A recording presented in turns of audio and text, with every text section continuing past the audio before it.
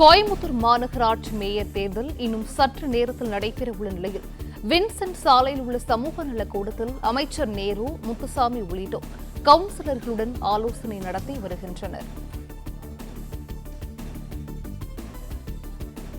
கோயம்புத்தூர் மாநகராட்சி மேயர் தேர்தல் இன்னும் சற்று நேரத்தில் நடைபெறவுள்ள நிலையில் வின்சென்ட் சாலையில் உள்ள சமூக நல கூடத்தில் அமைச்சர் நேரு, முத்துசாமி உள்ளிட்டோர் கவுன்சிலர்களுடன் ஆலோசனை நடத்தி வருகின்றனர். கூடுதல் விவரங்களை செய்தியாளர் நேசராஜ் வழங்க கேட்கலாம். நேசராஜ், வணக்கம். இது குறித்தான முழு விவரங்கள். வணக்கம். கோவை வின்சென்ட் சாலையில் உள்ள நல்லாயன் சமூக கூடத்தில் அமைச்சர்கள் நேரு மற்றும் முத்துசாமி அவர்களுடன் கவுன்சிலர்கள், கோவை மாநகராட்சி கவுன்சிலர்கள் அவர்கள் ஒரு ஆலோசனை கூட்டத்தில் ஈடுபட்டாங்க. அந்த ஆலோசனை கூட்டத்தில் மறைமுக தேர்தல் விக்டோரியா ஹால் மாநகராட்சியில் 10:30 மணி அளவில் நடைபெறுகிறது. இதனையொட்டி யாரும் நாமினேஷன் ஃபைல் பண்ணக்கூடாது என ஆலோசனை வழங்கியுள்ள நிலையில் தற்பொழுது ஒரு சில கவுன்சிலர்கள், சாந்தி முருகன் என்பவர் உடனடியாக எந்திரித்து நாங்களும் இந்த கட்சிக்காக பாடுபட்டுள்ளோம், ஏன் எங்களுக்கு தரவில்லை என வாக்குவாதத்தில் ஈடுபட்டார். உடனடியாக அங்குள்ள கவுன்சிலர்கள் அவர்களை அப்புறப்படுத்தி அங்கிருந்து அழைத்து வந்து நீங்கள் உடனடியாக மாநகராட்சிக்கு செல்லுங்கள் என அறிவுரை வழங்கியுள்ளார்.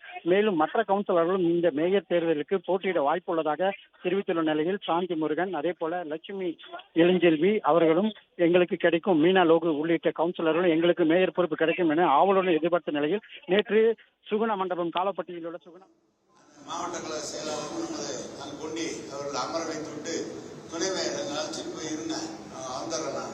அம்மா நீங்க எழுதி எதை கொடுக்குறீங்களோ நாங்க செஞ்சு கொடுத்துறோமா, உறுதியா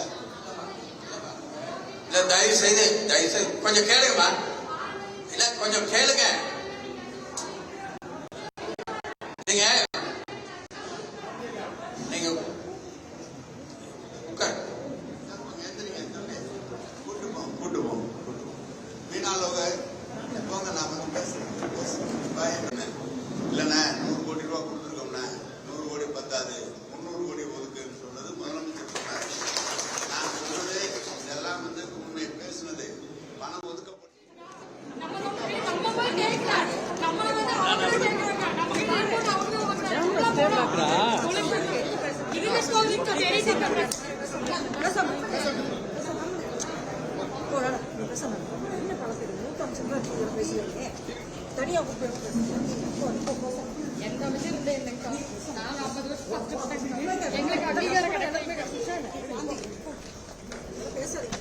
திமுக கவுன்சிலர் சாந்தி முருகன் மற்றும் அவரது ஆதரவாளர்கள் இந்த ஆலோசனை கூட்டத்திலிருந்து வெளியேறியுள்ளனர்.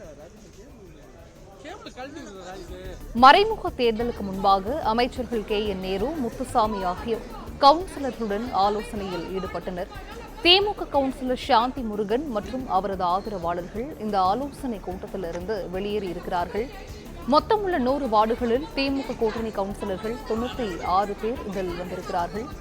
கோயம்புத்தூர் மாநகராட்சி மேயர் தேர்தல் இன்னும் சற்று நேரத்தில் நடைபெற இருக்கிறது.